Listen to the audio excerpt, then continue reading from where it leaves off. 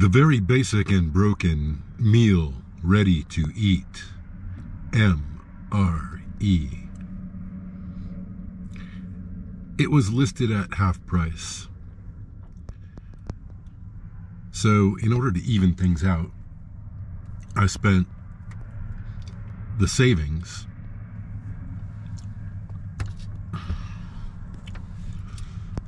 on cheese that I can actually taste. From the land of cheese, trees, and ocean breeze. So that right there is a 20.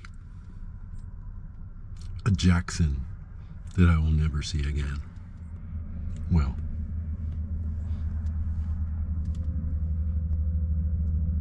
symbolically,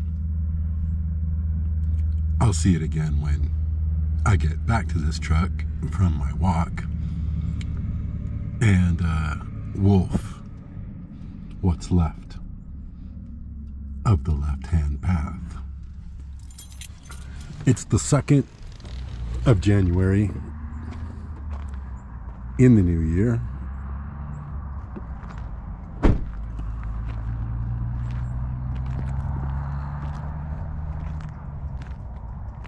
It's cold and it's been cold.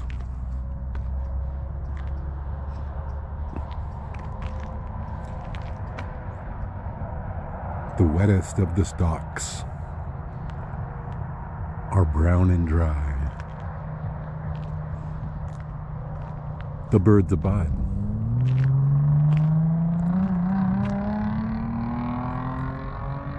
The river of the interstate rolls on.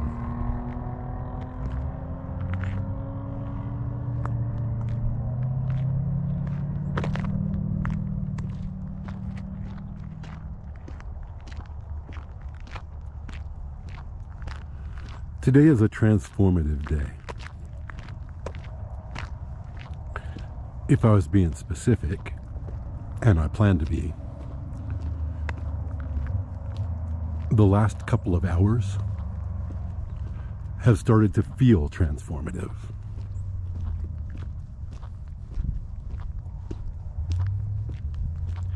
I won't bore you with all the details. I doubt that they would interest you. But just before I walked out of the house, I went to the guest bedroom to fulfill a duty. You might recall, you might never have known, that when she left, she left behind, among other things, a little kitten that almost died on us and remains very sick, very contagiously sick, in fact. So the cat, now relatively healthy, her name is Allie. There's videos on here somewhere of her a year ago, except not quite as fat and sassy. Anyway, seeing as how it was trash day, and I should have been in there anyway to clean out her box for the week, I went in there and I noticed that her litter box was overflowing, but her water dish was almost empty.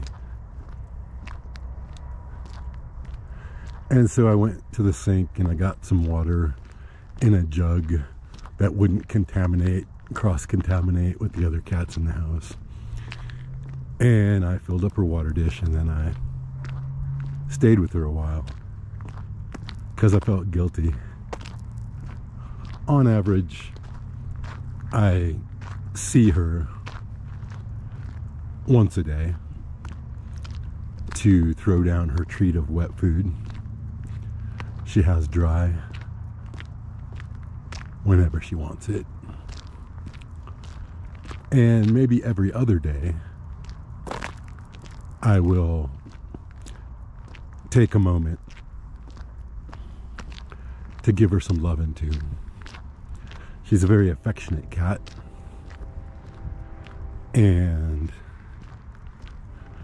we're bonded in a very arm's length kind of way.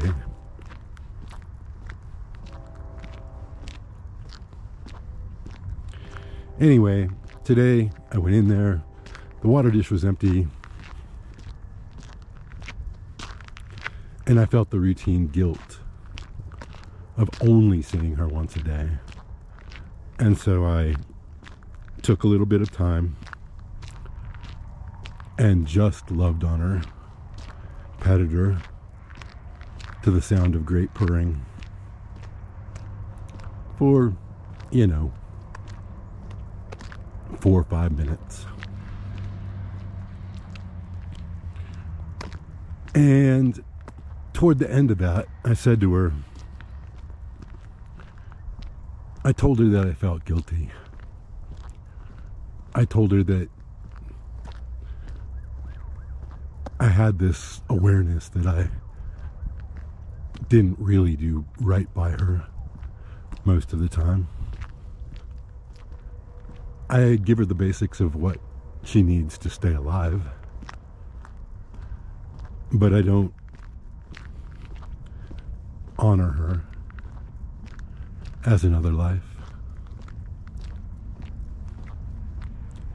And that causes guilt. And I essentially apologized to her. That's what I said. I know I don't do right by you.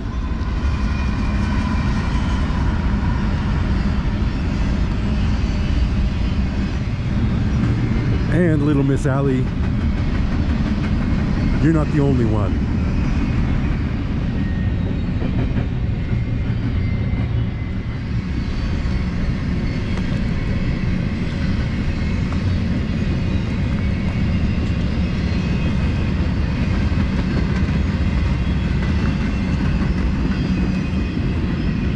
I did not make a promise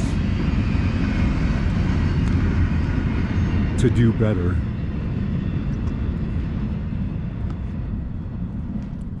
Not an out loud promise anyway. But the simple act of admitting to her that I could do better and that it was the same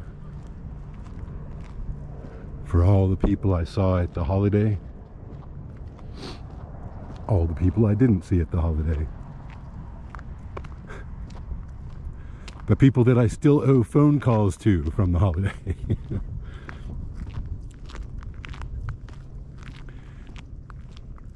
There was no promise in it.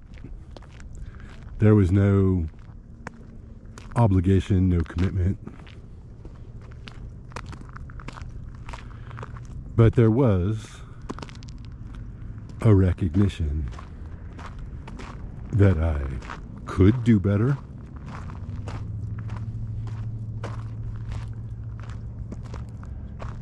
And that admission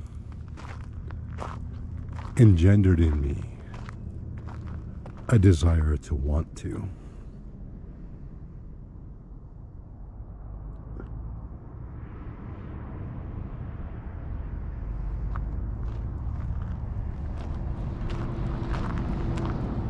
And partly, that's why I'm making a video today. A whole entire complete video. Now, the reason that I haven't made a video in going on 2 months is that I have all this footage from the aftermath of the trip to the Southwest Festival of the Written Word, in which I field tested the Starlink and the power system that is necessary for the Starlink, and certain basic kitchen culinary approaches to power and electricity as well. It's sitting there. It's been sitting there on my desktop in a folder called Film for all these weeks, and I haven't done right by it.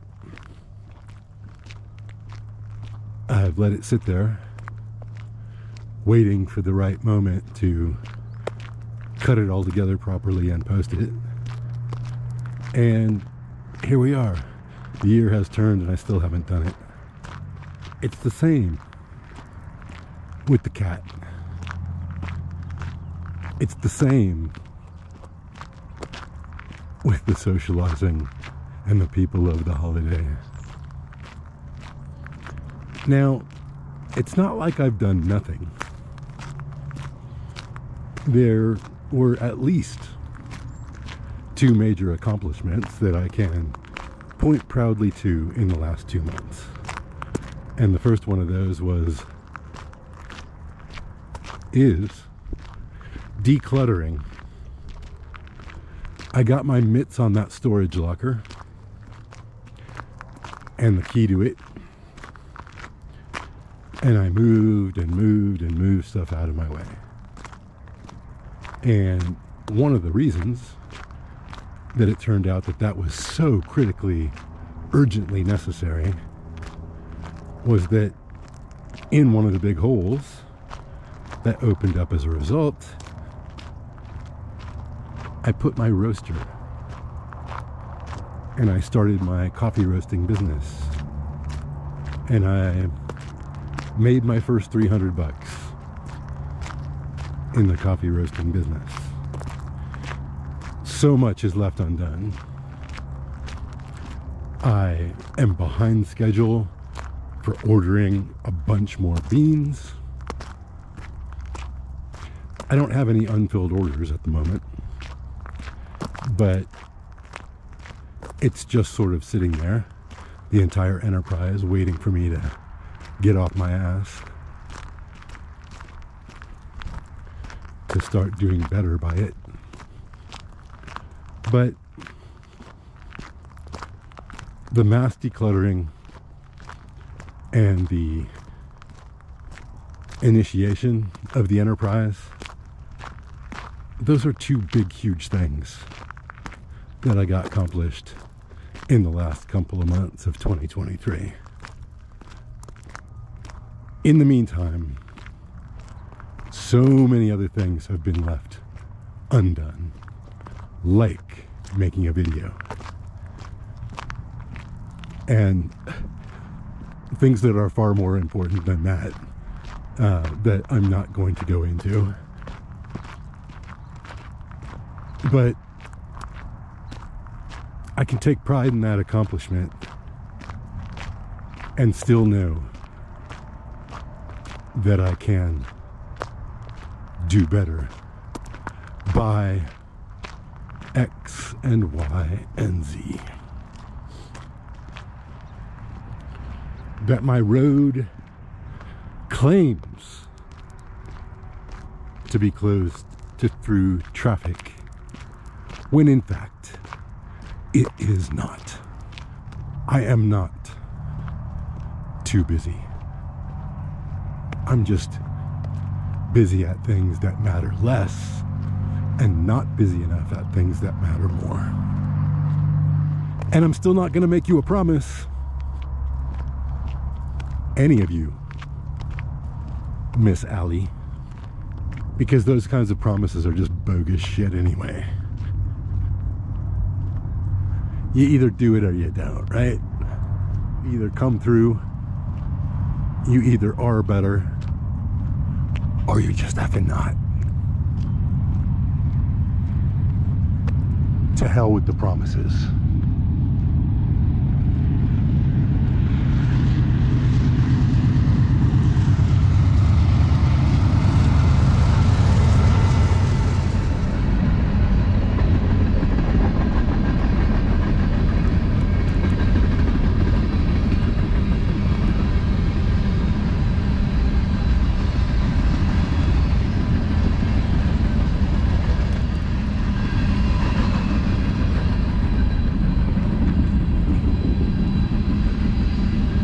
So you see, the road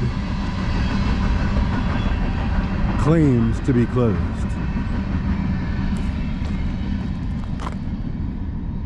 But somebody came by in their big truck and they bashed it open again. Now, I can tell you from experience that eventually it does dead end in a creek. Well, it dead ends for anyone not willing to risk their big truck. Some kind of metaphor. It's like some kind of simile. It's like rain on your wedding day. It is actually a little bit ironic, don't you think? Scenes from a life. Welcome to the new year. Will that 2-month-old footage ever get posted? It doesn't really matter one way or the other. The important thing is that this footage will get posted and we can start to get the train back on the tracks and do right by ourselves, by X and Y and Z and Alley.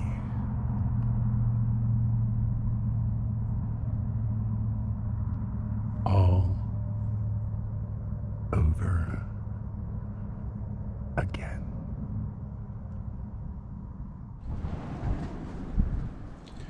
Hey, yeah. It is 24 hours later from the last time we spoke in the previous clip.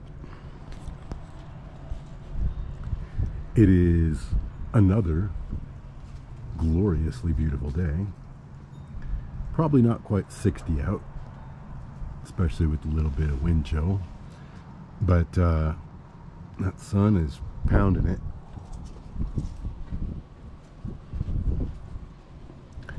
And I'm getting myself ready for that gloriosity to end. Around 11 o'clock tonight, we're supposed to get some precipitation out of those clouds. Around 2 o'clock in the morning, it's supposed to turn to snow for a couple of hours. And after it stops around 4 or 5 in the morning, it's gonna get real cold. It's gonna stay cold. And by cold, in this case, I mean dropping down into the lower 20s. But that's not the worst of it. The worst of it's coming in on Sunday. On Sunday night, there's another little front. And that little front is going to drop the overnight temperature to 2 degrees Fahrenheit. Which is really cold. It's not going to stay at 2 degrees Fahrenheit for very long. The night after, Monday night, I guess, is looking at a 14, but that's still plenty cold. And me and the darling interior cats will be fine. I will worry in advance of that 2-degree business about the outdoor cats. And as you can see, there are a couple of options for getting them through the worst of that. A little hut with a cuddly blanket that actually plugs in. The cuddly blanket is a heating pad. And there's just a heat lamp over there as well. One or both of those will be plugged in.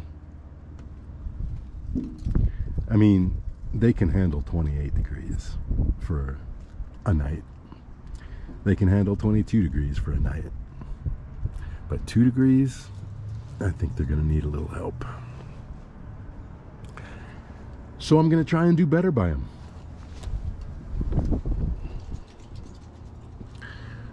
What I really wanted to tell you about today, though, is, well, first of all, I walked again.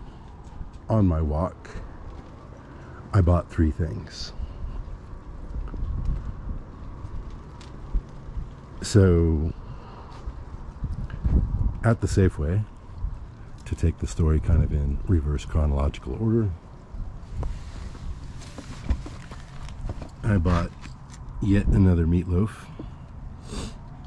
which is not quality food, but certainly with the ketchup scraped off, it qualifies as almost perfectly ketogenic. And then I got these oysters, which I've had quite a lot of in the last few weeks. And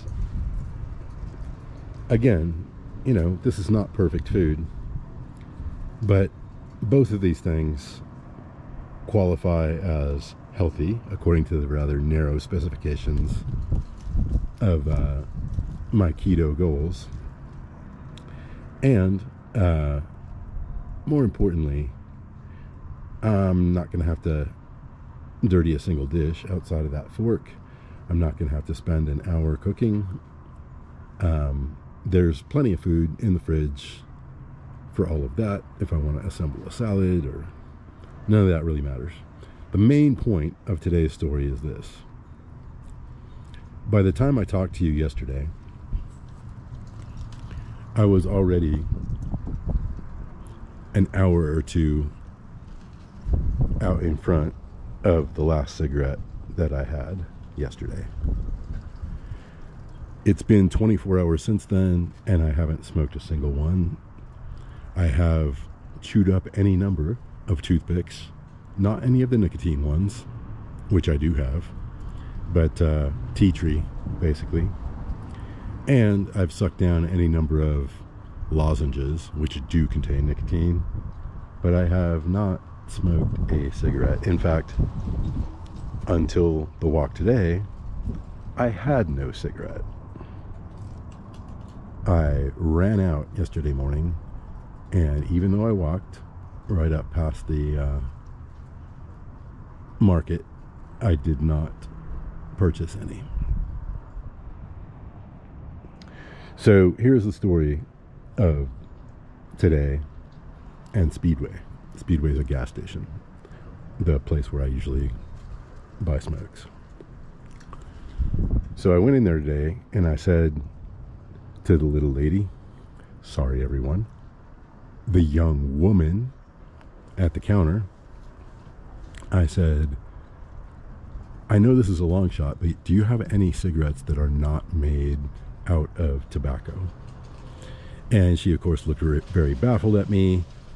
I was thinking of something that I've purchased a few times way in the distant past, ginseng cigarettes, that sort of thing. Obviously no nicotine. I thought that might help get me over the humps.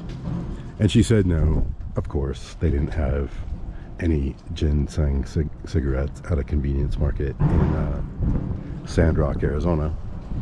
So I said, okay, next best thing, I want the cheapest, nastiest, unfiltered cigarettes that you have. And she studied the shelf for a while. I had to explain to her what an unfiltered cigarette was. But we eventually got to the point where she pulled a pack of full flavor Lucky Strikes off the shelf. One of the most interesting things about this pack is that it was only about $3 cheaper than a pack of organic American spirits. If you are going to continue to smoke, it's probably worth it to pay those $3, I would think. Anyway, so as soon as I walked out from talking to the young woman, another person of Native heritage, a young man this time, was standing outside in the begging pose, and he asked me if he could have a cigarette. So I took the cellophane off the pack of Lucky Strikes and I handed him a cigarette, and then I walked over to the trash can and I threw away the cellophane, and I started to walk up toward the Safeway to check on meals ready to eat. But before I got very far, something clicked in my head, and I turned around and I took 5 individual cigarettes out of the pack and I handed him the pack, and I said, you could be doing me a favor by taking the rest of this pack off my hands. And he saw that I was taking out a couple, but nevertheless he was shocked and pleased, and he took them. So these rode home in my pocket before the sun gets too far down. I'm going to take these 5 nasty Lucky Strike cigarettes, which are, by the way, filtered now that I'm looking at them. Whatever. And I'm going to stick them in the truck out in the cold. And as I told the young woman inside, you know, what I was doing, I was trying to quit. I wanted things that didn't taste good, and I had no intention of smoking them. I just wanted to have them. So I'm going to take them and I'm going to stash them in the truck and use them in case of a failing emergency.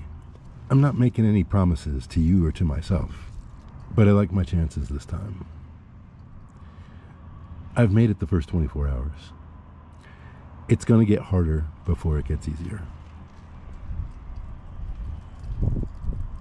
But I'm ready. We're going to take advantage, me and the cats and the aloe, of what little glorious sun remains. I'm going to have my meal ready to eat. I am going to come back out here to this driveway, and I'm going to shave off all the chin whiskers that grew up over the holidays. And then I'm going to tuck myself down inside and attempt to be productive and quite possibly succeed in not smoking. I think that's all I have to tell you for now.